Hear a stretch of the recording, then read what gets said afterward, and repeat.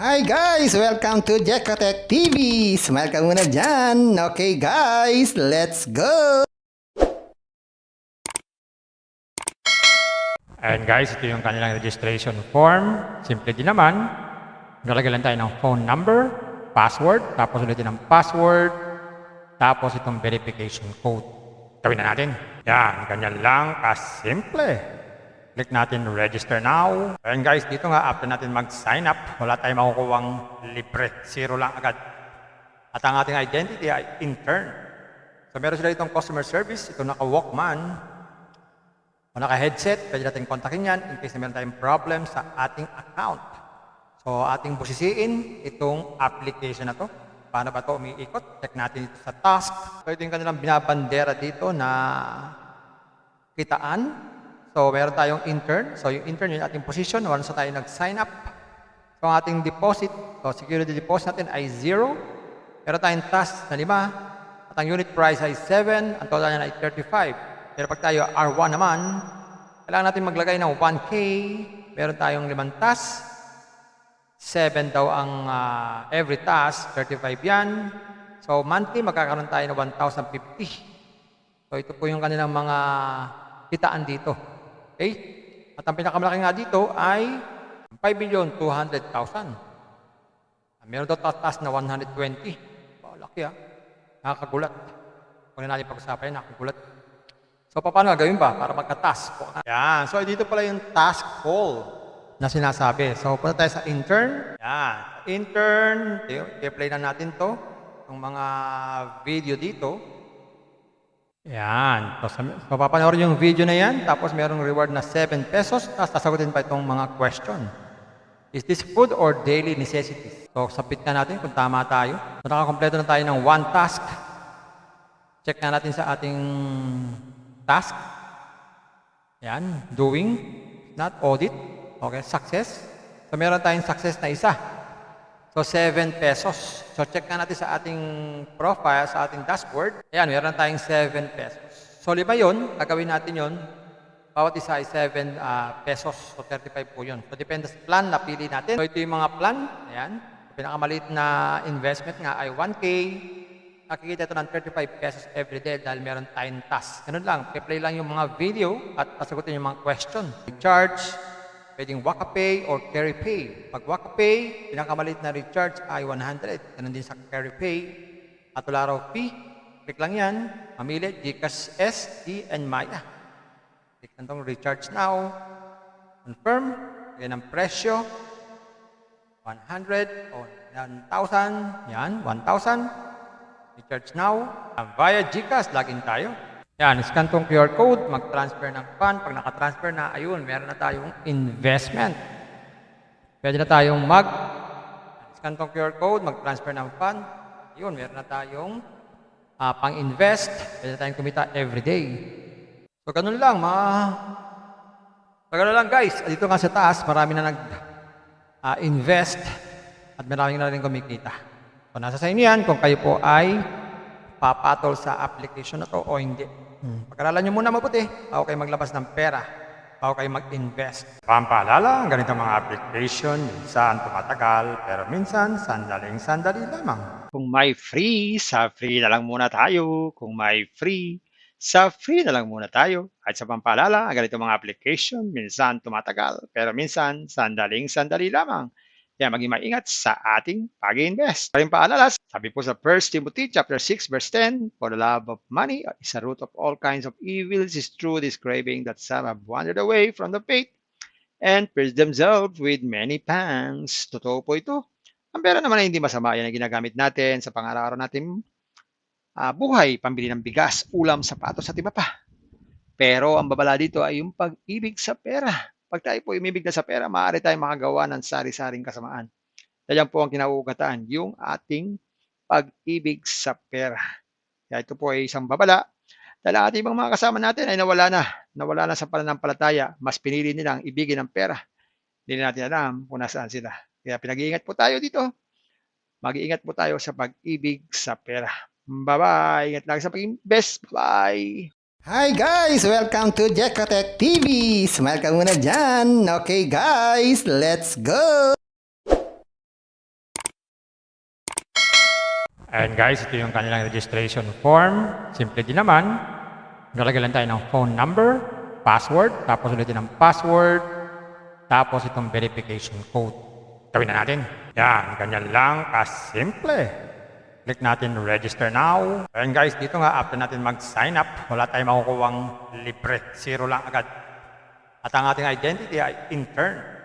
So meron sila itong customer service, ito naka-Walkman, o naka-headset, pwede natin kontakin yan in case na meron tayong problem sa ating account.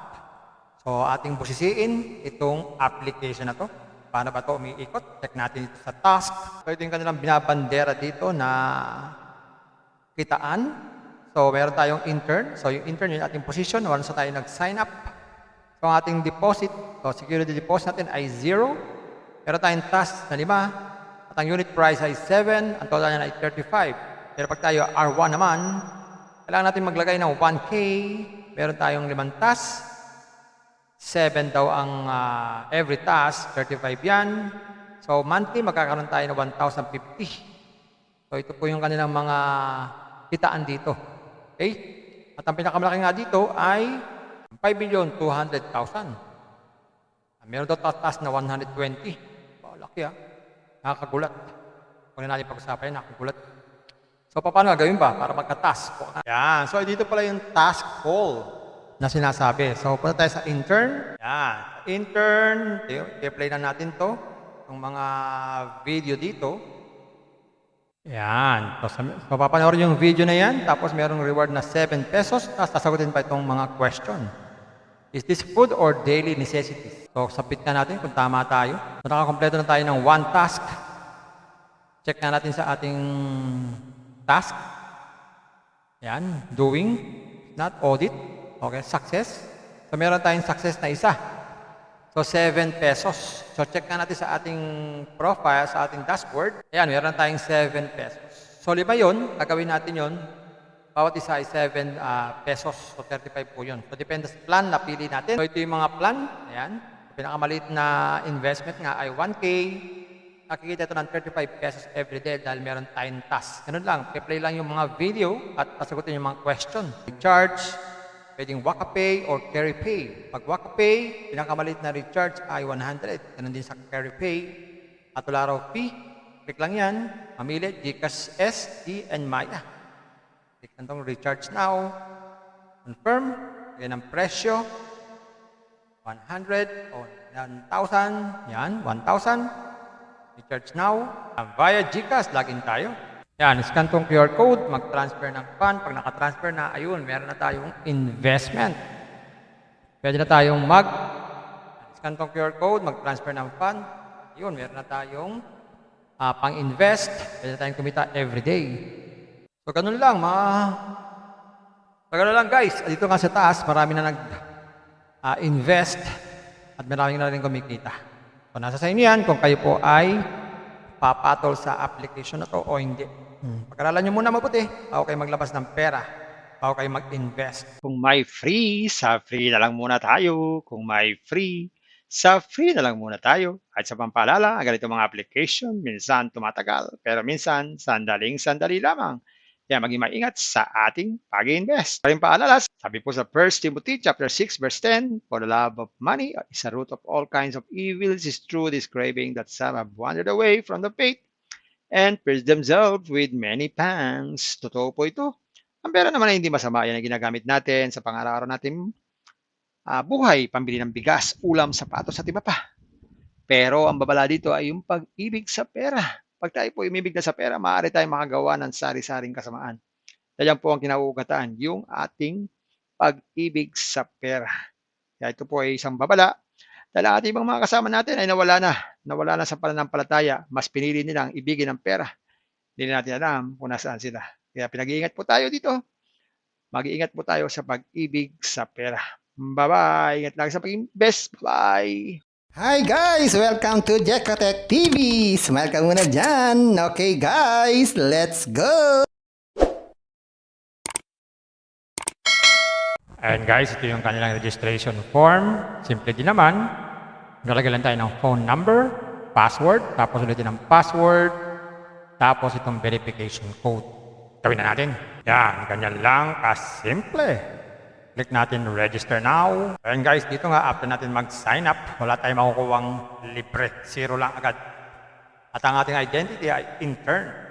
So meron sila itong customer service, ito naka-Walkman, o naka-headset, pwede natin kontakin yan in case na meron tayong problem sa ating account. So ating busisiin itong application na to. Paano ba ito umiikot? Check natin ito sa task. So ito yung kanilang binabandera dito na kitaan. So meron tayong intern. So yung intern yung ating position once na tayo nag-sign up. So ang ating deposit, so security deposit natin ay 0. Meron tayong task na 5. At ang unit price ay 7. Ang total niya ay 35. Pero pag tayo R1 naman, kailangan natin maglagay ng 1K. Meron tayong 5 task. 7 daw ang every task, 35 yan. So monthly, magkakaroon tayo ng 1,050. So ito po yung kanilang mga kitaan dito. Okay? At ang pinakamalaki nga dito ay 5,200,000. Meron daw task na 120. Wow, laki Nakakagulat. Kung natin pag-usapan, nakakagulat. So paano gagawin ba para magka-task? Yan. So dito pala yung task call na sinasabi. So, punta tayo sa intern. Yan. Intern. I-play na natin to. Yung mga video dito. Yan. So, papanoorin yung video na yan. Tapos, merong reward na 7 pesos. Tapos, sasagutin pa itong mga question. Is this food or daily necessities? So, sapit na natin kung tama tayo. So, nakakompleto na tayo ng 1 task. Check na natin sa ating task. Yan. Doing. Not audit. Okay, success. So, meron tayong success na isa. So, 7 pesos. So, check na natin sa ating profile, sa ating dashboard. Ayan, meron tayong 7 pesos. So, 5 yun. Gagawin natin yun. Bawat isa ay 7 pesos. So, 35 po yun. So, depende sa plan na pili natin. So, ito yung mga plan. Ayan. Pinakamaliit na investment nga ay 1K. Nakikita ito ng 35 pesos every day dahil meron tayong task. Ganun lang. I-play lang yung mga video at pasagutin yung mga question. Charge. Pwedeng WakaPay or CarryPay. Pag WakaPay, pinakamalit na recharge ay 100. Ganun din sa CarryPay. At wala raw fee. Click lang yan. Mamili GCash SD and Maya. Click lang itong recharge now. Confirm. Yan ang presyo. 100 o 1,000. Yan, 1,000. Recharge now. Via GCash, login tayo. Yan, scan tong QR code, mag-transfer ng fund. Pag naka-transfer na, ayun, meron na tayong investment. Pwede na tayong scan tong QR code, mag-transfer ng fund. Ayun, meron na tayong pang-invest. Pwede na tayong kumita every day. So, ganun lang, ganun lang guys. Dito nga sa taas, marami na nag-invest at marami na rin kumikita. So, nasa sa inyo yan kung kayo po ay papatol sa application na to o hindi. Pag-aralan nyo muna mabuti, bago kayo maglabas ng pera, bago kayo mag-invest. Kung may free, sa free na lang muna tayo. Kung may free, sa free na lang muna tayo. At sa pampaalala, ang ganito mga application, minsan tumatagal, pero minsan sandaling-sandali lamang. Kaya maging maingat sa ating pag-invest. Paring paalala, sabi po sa 1 Timothy chapter 6 verse 10, for the love of money is the root of all kinds of evils, is true this craving that some have wandered away from the faith and pierced themselves with many pangs. Totoo po ito. Ang pera naman ay hindi masama. Yan ang ginagamit natin sa pang-araw-araw natin buhay, pambili ng bigas, ulam, sapatos at iba pa. Pero ang babala dito ay yung pag-ibig sa pera. Pag tayo po umibig na sa pera, maaari tayong makagawa ng sari-saring kasamaan. Yan po ang kinauugatan, yung ating pag-ibig sa pera. Kaya ito po ay isang babala. Dahil ang ating ibang mga kasama natin ay nawala na sa pananampalataya. Mas pinili nilang ibigin ang pera. Hindi natin alam kung nasaan sila. Kaya pinag-iingat po tayo dito. Mag-iingat po tayo sa pag-ibig sa pera. Bye-bye. Ingat lagi sa pag-invest. Bye. Hi guys! Welcome to Jekatech TV! Smile ka muna dyan! Okay guys, let's go!